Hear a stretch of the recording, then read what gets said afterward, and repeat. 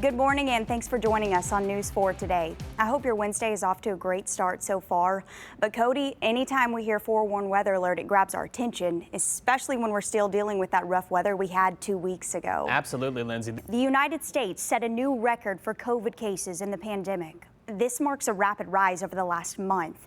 As of yesterday, the U.S. hit a 7-day average of 254,000 new cases. And yesterday wasn't much better for airlines who are short-staffed. It was another day of canceled flights with 2,800 across the world getting chopped. And Belmont University is making some big changes before the start of the spring semester. In a letter sent to students, the university says that they're changing their schedule due to worry about the recent Omicron surge. And of course, after the new CDC guidelines, people with COVID are kind of confused about when it's safe to leave the house after quarantine. Now, Tennessee disease experts are weighing in on what type of test that you should get. The National Weather Service confirms that another tornado hit Middle Tennessee 2 weeks ago. And a Tennessee woman has now been charged for misbehaving on a flight in November. The Justice Department says Amanda Henry was drunk and vaping on her November 27th flight from Fort Lauderdale to Nashville. Get ready to pay even more at the grocery store next year. Food manufacturers say they plan to raise prices for a range of items, from coffee to condiments like mustard and mayonnaise. People are getting ready to ring in the new year this weekend, but local police want to make sure you stay safe. Highway Patrol will conduct a strict safety campaign for traffic. And one of the first iconic New Year's Eve parties has officially called it quits over COVID. There will be no peach drop in 2022. For now, everything's good to go for the note drop in Nashville. And there are COVID precautions in place, though, around Bicentennial Mall. You have to have a negative test or the vaccine to go. But that's just one of the spots downtown taking part in the big celebrations. First of all, I didn't know this was a thing. Yeah, Second right? of all, You said TikTok day, and I was like, the social media TikTok, platform, yeah. right? Some dancing. Not like, oh, I got to get this stuff done. New Year's coming TikTok. up soon. Yeah, no, I can't really think of anything that I need to get done. My tags are a little expired, but probably didn't take care of that. He's got a lot on his hands right now, guys, including this forecast for today and this That week. is the least of my worries. Yeah, my tags, right. MTSU men's basketball is one of the very latest to put the season on hold for COVID-19. This morning, there's also confusion about new guidelines about how long you should quarantine if you get COVID-19. Doctors say supply for monoclonal antibodies is running low. News 4's Joylyn Bukovac explains how hospitals are stretching their limited supply. And a heads up, if you live in Wilson County, the testing and vaccination site has moved. All operations have now been moved to the health department. Meantime, Metro Police need your help catching a porch pirate. Here's the pictures they want you to see.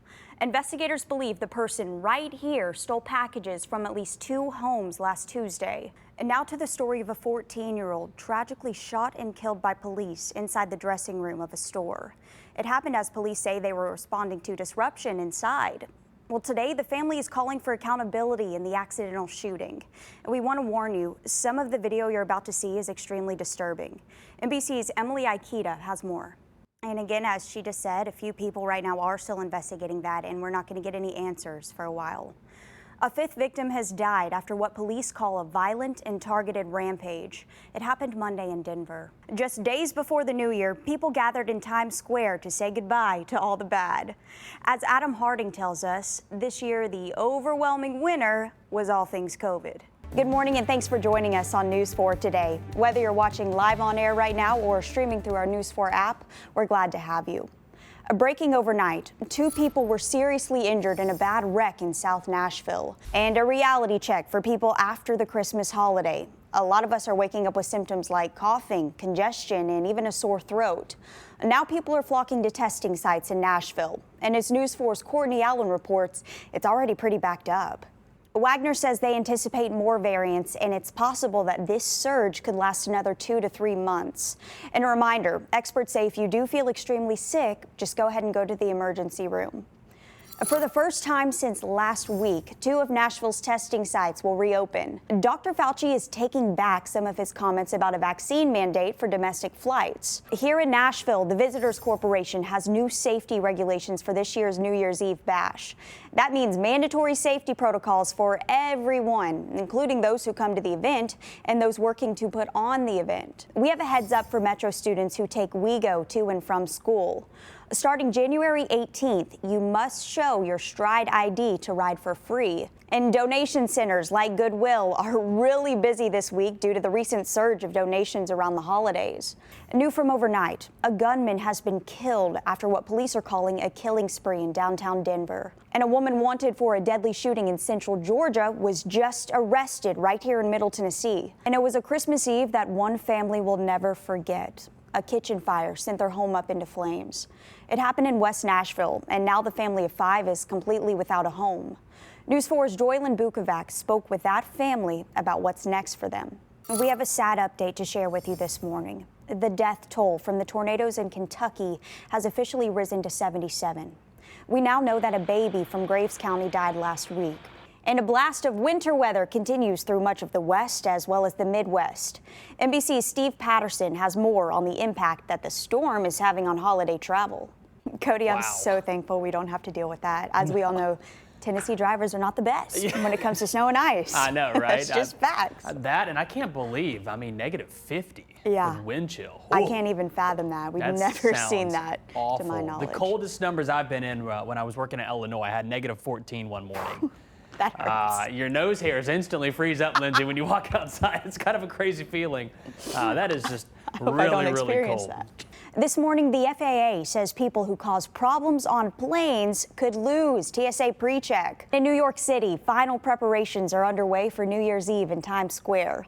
Now, this week is crunch time as workers have to check the 32,000 lights inside of the 12,000-pound crystal ball. Kimberly Richardson reports from Times Square. More than 2,000 flights in the United States and 10,000 across the world have been impacted by the weather and COVID.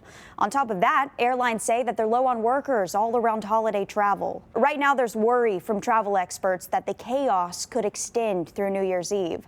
So what exactly are your rights if the airline cancels your flight?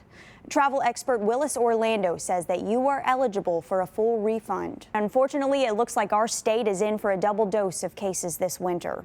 On top of Omicron, the flu is still a major problem. Police in Graves County have announced the date to recover lost items from the candle factory destruction. And recovery efforts in Kentucky are bringing in people from across the country. Monday, a family from Wisconsin became the very latest on the donations trail. When it comes to growing families, there's a big gap. Some have their medical costs completely covered by insurance, but families who are struggling to conceive do not. This morning, in a story you won't see anywhere else, Carly Gordon talked to those who are having to pay thousands about what they say needs to change.